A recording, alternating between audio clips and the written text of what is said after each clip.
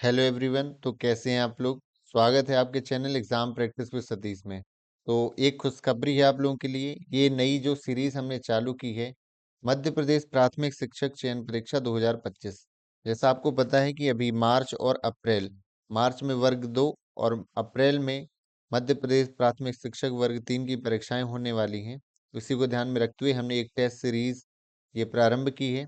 और सारे सब्जेक्ट्स की पूरा प्रयास रहेगा कि सारे सब्जेक्ट्स की हम टेस्ट बना करके पूरा एक्सप्लेनेशन के साथ पूरा जो है चैप्टर और पूरा सिलेबस हम कवर करेंगे। तो आइए शुरू करते हैं आज की वीडियो। तो आज की वीडियो का पहला प्रश्न है कि क्षोभ मंडल की ऊंचाई विषुवत रेखा पर कितनी होती है। तो क्षोभ मंडल की ऊंचाई जो है विषुवत रेखा पर ऑप्शन 12 किलोमीटर, 15 किलोमीटर, 18 किलोमीटर या 20 किलोमीटर। इसका जो सही उत्तर है वह है 18 किलोमीटर। यहाँ पर जो है कंफ्यूजन हो सकता है, क्योंकि ये जो विषुवत रेखा में लंबाई पूछी है वो 18 किलोमीटर है और ध्रुवों पर चूंकि इसकी लंबाई कितनी रहती है, 12 किलोमीटर रहती है। तो ये आपको ध्यान में रखने की जरूरत है कि विषुवत रेखा पर लंबाई पूछी है तो 18 किलोमीटर है। तो आइए आगे बढ़ते हैं और इसी के बारे में और देखें। तो हमारे वायुमंडल की कुछ परतें पाई जाती हैं। तो सबसे पहली जो परत है वो क्षोभ मंडल की रहती है, जो कि हमारे 0 से लेके कितनी, हमारी 12, और जो है हमारा विषुवत रेखा पर कितनी, 18, ये पाई जाती है। विषुवत जो हमारे क्षोभ मंडल के बाद जो पाया जाता है वह समताप मंडल पाया जाता है। समताप मंडल जो है ये हमारा 12 से लेकर के, या फिर विषुवत रेखा में 18 से लेकर के कहाँ तक रहता है, 50 किलोमीटर तक रहता है। और इसी में हमारी ओजोन परत भी पाई जाती है। इसके साथ साथ हम मध्य मंडल देखते हैं तो 50 से हमारा 80 किलोमीटर तक ये क्षोभ मंडल हमारा पाया जाता है। इसके बाद आयन मंडल की बात करें तो 80 से जो है कहाँ तक, 700 किलोमीटर तक हमारा आयन मंडल पाया जाता है। और अंत में जो है बाह्य मंडल पाया जाता है। तो ये आपको अच्छे से रिवाइज कर लेना है। ये जो पूरे जो वायुमंडल की जो परतें हैं वो किस किस क्रम में और कितने किलोमीटर के अंतराल में पाई जाती हैं। और यही जो ये भी प्रश्न आ सकता है कि ओजोन परत दूसरे मंडल में, समताप मंडल में कहाँ तक, 15 से 35 किलोमीटर तक जो है पाई जाती है, विस्तृत है। तो ये रहा पहला प्रश्न। अब दूसरा प्रश्न, भारतीय वन सर्वेक्षण संस्थान कितने वर्ष में रिपोर्ट जारी करता है। तो वन सर्वेक्षण संस्थान पहले बात करें कहाँ है, तो आपको पता होगा कि हमारे देहरादून में भारतीय वन सर्वेक्षण संस्थान कहाँ पर है, देहरादून में। देहरादून उत्तराखंड की क्या है, राजधानी है। 1981 में जो है, 1981 में ये बनाया गया था। और इसकी जो 2 साल में हर बार जो है रिपोर्ट ये अपनी प्रकाशित करता है। तो इसलिए इसका उत्तर क्या है, ए बिल्कुल सही उत्तर है।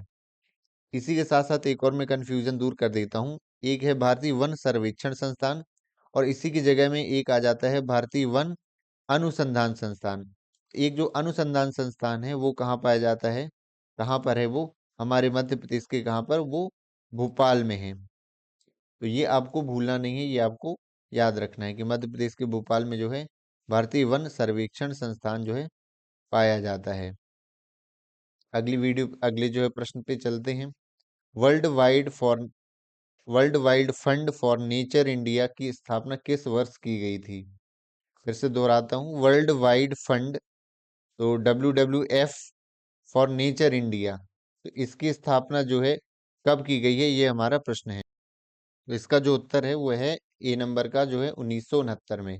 अब मैं इसके बारे में बता दूं, वर्ल्ड वाइड फंड, कई देशों ने ये फंड बना रखा है, जो कि हमारा विश्व वन्य जीव कोष कहलाता है। कई बार इंग्लिश में लिखा हुआ आ सकता है और हिंदी के रूप में इसको विश्व वन्य जीव कोष कहते हैं। तो इसका उद्देश्य क्या रहता है, जो प्राकृतिक प्रजातियां हैं, प्रकृति संरक्षण है, इनको बचाने के लिए जो है एक फंड का निर्माण किया जाता है अलग अलग देशों द्वारा। इसका सही उत्तर है 1969 में वर्ल्ड वाइड फंड, या हम कहें विश्व वन्य जीव कोष की स्थापना जो है। आगे देखते हैं, भारतीय वनस्पतिक सर्वेक्षण संस्थान का मुख्यालय कहाँ है।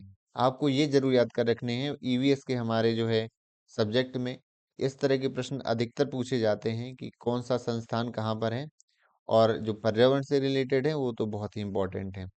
तो भारतीय वनस्पतिक सर्वेक्षण संस्थान जो है ये जो कहाँ हमारा स्थापित है, ये है इसका हेडक्वार्टर कोलकाता में, इसका मुख्यालय, ये हमें याद रखना है। आगे बात करें, राष्ट्रीय हरित न्यायाधिकरण की स्थापना कब हुई थी? बहुत इंपॉर्टेंट क्वेश्चन है, इस पे स्टार मार्क कर लीजिए, हर बार ही पूछा जाता है। एनजीटी भी कहा जाता है इसे। तो एनजीटी की जो स्थापना है वो 2010 में की गई थी और इसका जो मुख्यालय है न्यू दिल्ली में है। इसका जो मुख्यालय है, हेडक्वार्टर है, न्यू दिल्ली में है। हरितकरण समझ गए होंगे। हरितकरण जो है, न्यायाधिकरण जो है, सुप्रीम कोर्ट या कोर्ट की तरह भांति व्यवहार करती है। इसको आधा कोर्ट कह सकते हैं। आधा मतलब इसमें न्यायिक जो है कार्यवाहियां होती हैं।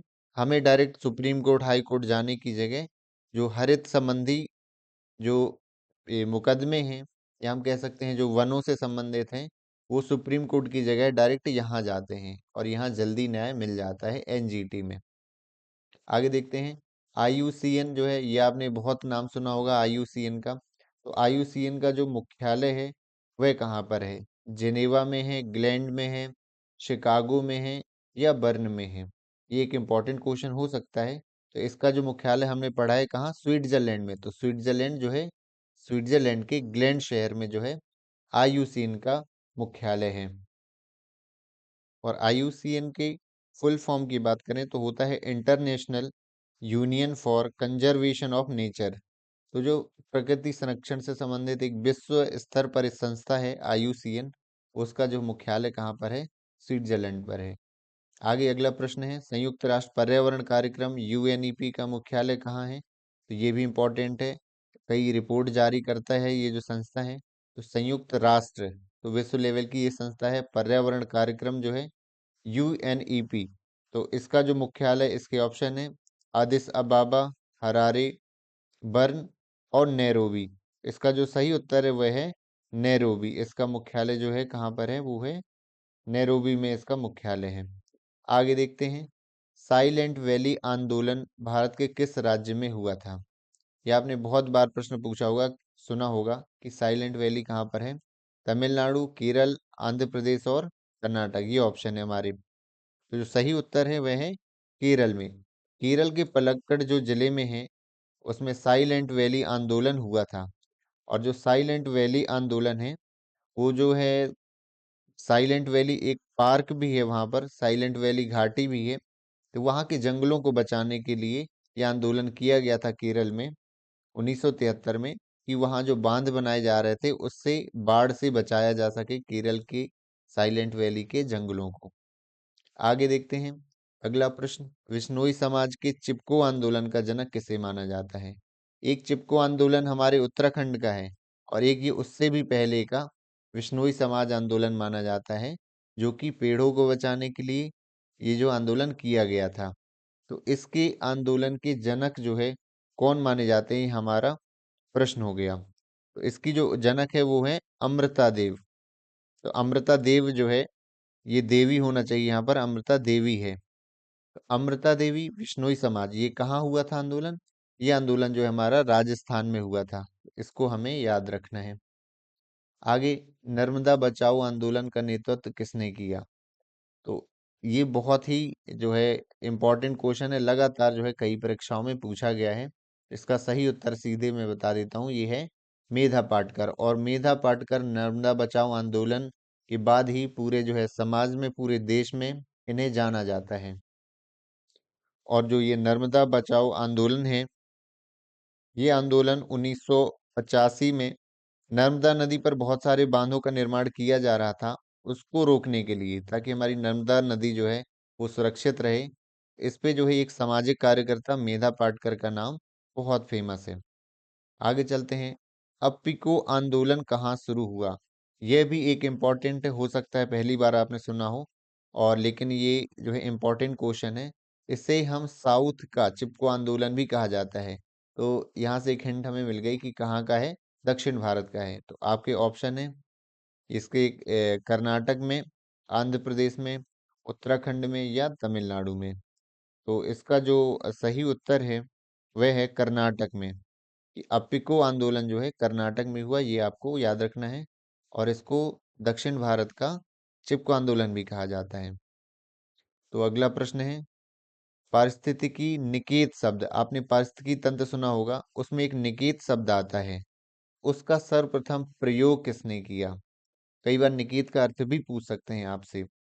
तो इसका जो प्रयोग किया है, ये किया है आपका ग्रीनेल्स ने। ये आपको याद रखना है। इस तरह के काफ़ी क्वेश्चन पूछ लिए जाते हैं, जो कि एक-एक नंबर भी हमारे लिए बहुत इम्पोर्टेंट होता है। और निकेत क्या कहते हैं?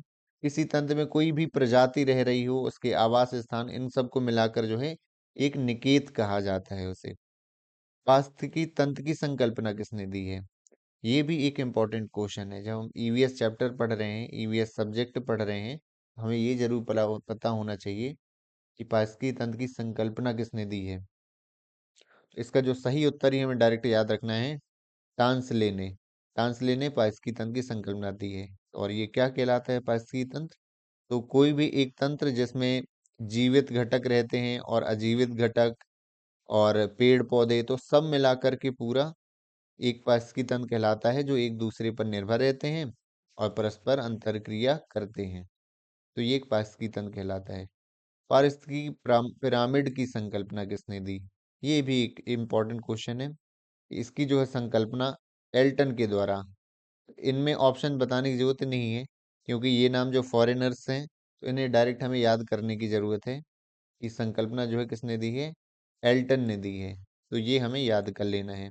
शास्त्रीय पिरामिड आपने देखा होगा, जिसमें उपभोक्ता और उत्पादक ये स्तर बनाए जाते हैं।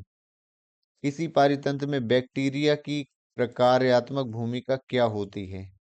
बैक्टीरिया आपने देखा होगा कि सबसे लास्ट में अपघटन का काम करते हैं। तो ये उत्पादन तो होगा नहीं है, जंतुओं की वृद्धि दर को कम करना, वृद्धि दर को नहीं कम करते हैं। ऊर्जा का चक्रीय संचालन, इसमें भी पार्टिसिपेट नहीं करते हैं। तो ये हो जाएगा खनिजों का चक्रीय संचालन। तो जो खनिजों का चक्रीय संचालन, ये बैक्टीरिया की भूमिका रहती है पारितंत्र में। आगे देखते हैं, पारिस्थितिकी के नियम का प्रतिपादन किसने किया है? ये बहुत ही इंपॉर्टेंट क्वेश्चन है और कई बार नियम भी पूछे जा सकते हैं। इनमें से कौन से नियम पारिस्थितिकी के हैं? तो आपके ऑप्शन है बेरी कोमोनर, अर्नस्ट हैकर, टॉन्सले है और डार्विन है। इसका जो सही उत्तर है वो है बेरी कोमोनर। इसके द्वारा जो है पारिस्थितिकी के जो है 4 नियम दिए गए हैं और इन चारों नियमों में है कि एक चीज एक दूसरे से जुड़ी रहती है। जैसे पता है कि एक हम पारिस्थितिकी तंत्र में देखते हैं, एक दूसरे से जो है अंतर संबंधित रहते हैं, जो है सजीव और निर्जीव भी। ये पहला नियम दिया था। दूसरा दिया था कि जो है ऊर्जा जो है एक जगह नहीं रहती, ट्रांसफर होती रहती है। और ऊर्जा भी क्या, एक जो है जो जाल रहता है हमारी आहार श्रृंखला या पारिस्थितिकी तंत्र में, एक स्तर से दूसरे स्तर तक 10% ऊर्जा का ही जो है स्थानांतरण होता है। तीसरा नियम है कि ऊर्जा का जो विनाश नहीं किया जा सकता है। और चौथा नियम है कि जितनी अधिक ऊर्जा स्थानांतरित होती है, उतनी अधिक ऊर्जा का ह्रास होता है। मतलब ऊर्जा जो है, इसका ये माना जाता है कि ऊर्जा है, एक माध्यम से दूसरे माध्यम में प्रवेश करती है, एक जीव से दूसरे जीव में जाती है, या एक फॉर्म से कह सकते हैं। तो 100% ऊर्जा का ट्रांसफर नहीं होता है, कुछ ना कुछ ऊर्जा का ह्रास हो जाता है। तो ये जो नियम दिए हैं, बेरी कोमोनर ने दिए हैं। अब अगला प्रश्न है, मेढक और मछली किस प्रकार के उपभोक्ता हैं? ये आपको बताना है कि किस प्रकार के उपभोक्ता हैं। प्राथमिक हैं, द्वितीयक हैं, तृतीयक हैं, या इनमें से कोई नहीं है। तो आपने बहुत अच्छे से पढ़ा होगा और सिंपल भी आपका बेसिक्स थोड़े से क्लियर हैं, तो आप समझ सकते हैं कि ये जो है प्राथमिक उपभोक्ता नहीं है, ये द्वितीयक उपभोक्ता हैं। अब द्वितीयक उपभोक्ता कैसे हैं? तो जैसे हरे पेड़ पौधे हैं या शाक है, तो इनको जो है कीट कुछ खाते हैं, ये कीट हो गए। और इसके बाद जो है हमारा जो मेढक है और मछलियां जो हैं, मेढक किसको, कीटों को खाता है। तो ये जो है प्राथमिक उपभोक्ता हो गए, जो कीट हो गए शाकाहारी। और द्वितीयक में कौन आ गए, हमारे मेढक आ गए। और मछली छोटी मछलियों को खाती है, कुछ इंसेक्ट्स को खाती है जो पानी में रहते हैं। इसलिए मेढक और मछली जो है याद रखना है, द्वितीयक उपभोक्ता है।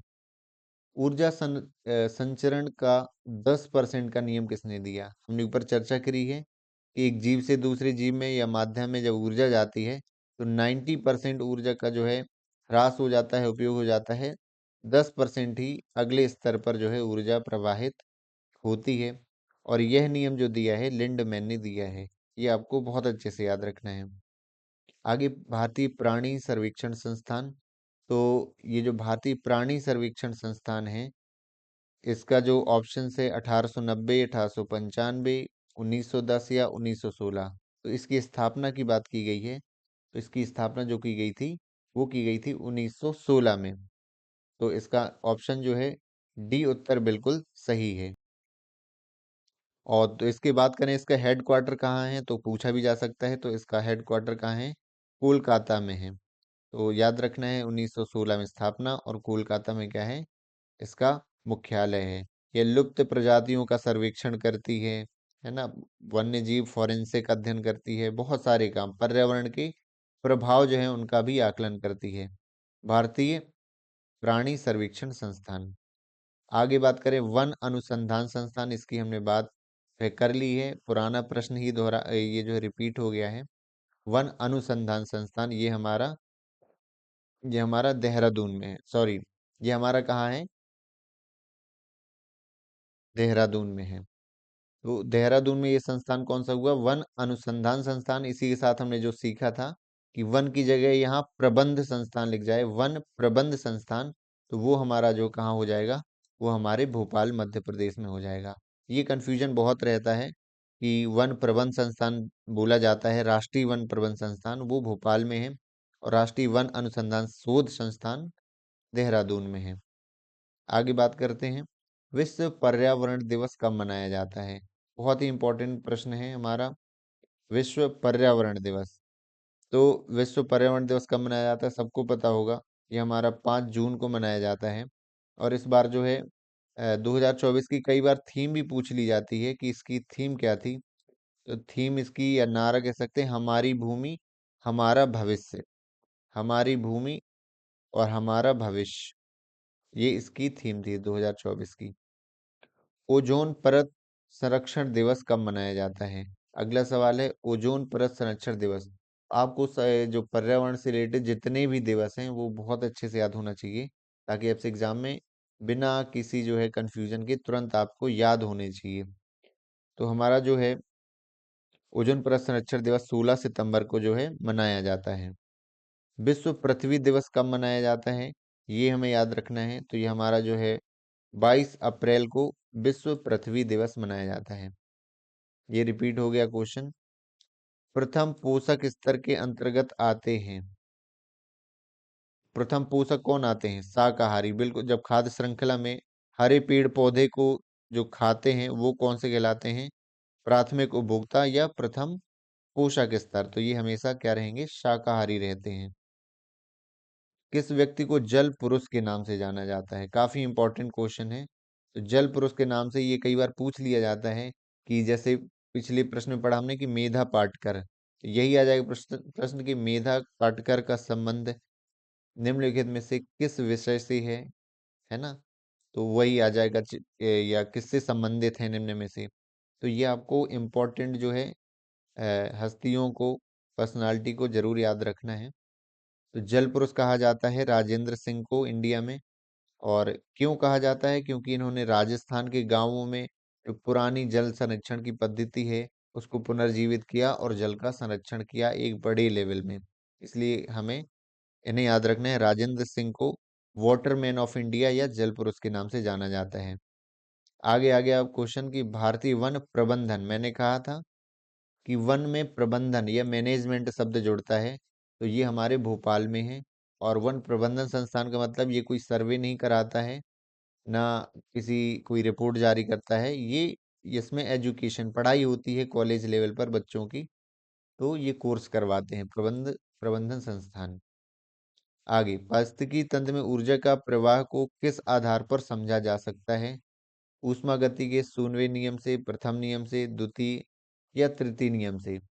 तो ये याद रखना है, पूरे हमें नियम नहीं याद रखने हैं। ऊष्मागतिकी का जो तृतीय नियम है कि ऊर्जा का स्थानांतरण होता है, वो 100% एक माध्यम से दूसरे माध्यम में नहीं होता है, ये नियम है। इसका मतलब ऊर्जा ह्रास का नियम है ऊष्मागतिकी का तृतीय नियम, जो कि हमारे पारिस्थितिकी तंत्र में भी ये लागू होता है ऊर्जा प्रवाह में। वह क्षेत्र जो पारिस्थितिकी तंत्र, दो पारिस्थितिकी तंत्रों के मध्य सीमा रेखा अथवा संक्रमण के रूप में कार्य करते हैं, ये बहुत अच्छे से याद होगा।